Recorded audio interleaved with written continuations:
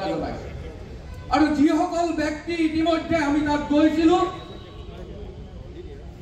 তাত যেতিয়া কথা বতৰা পাতিছিলো পুলিচ প্ৰশাসন তাত আছিলে তেওঁলোকৰ লগত যেতিয়া কথা পাতিছিলো তেওঁলোকে তেতিয়া কৈছিলে যে তাত 9 জনতকৈও অধিক তেওঁলোকৰ মতে তেওঁলোকৰ তথ্য মতে 9 জনতকৈ অধিক আৰু শ্ৰমিক তলাত আবদ্ধ হৈ থকা বুলি তেওঁলোকে কৈছিল।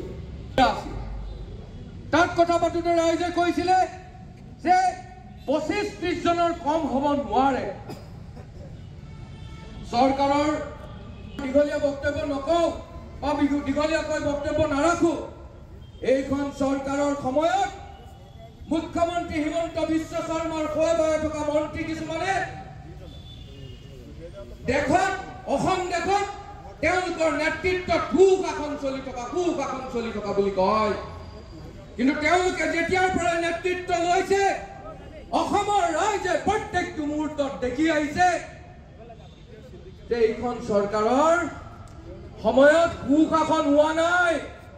এইখন চৰকাৰৰ সময়ত অসমত কুশাসন চলিছে, অসমত সিন্ডিকেট ৰাজ চলিছে।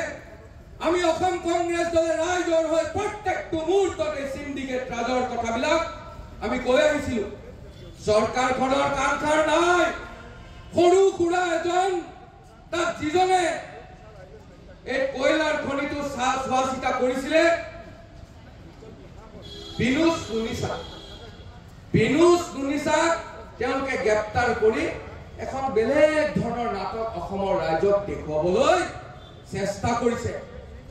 মুখ্যমন্ত্ৰী হিমন্ত বিশ্ব শৰ্মা ডাঙৰীয়া আৰু বিজেপি দল তোমালোকৰ যদি সৎ সাহস আছে ইমান দিনে যে তাত তোমালোকৰ চকুৰ আগত ডিচি এছপিৰ সন্মুখত 2 নম্বৰী চালানেৰে তাত কয়লাৰ খনন হৈছিলে। এটা দুটা কয়লা খনন নহয় তাত।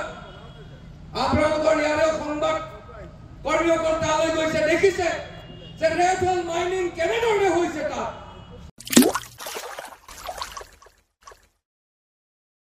अन्नपूर्णा काव घी देश के हर एक खाने को लजीज बनाता है।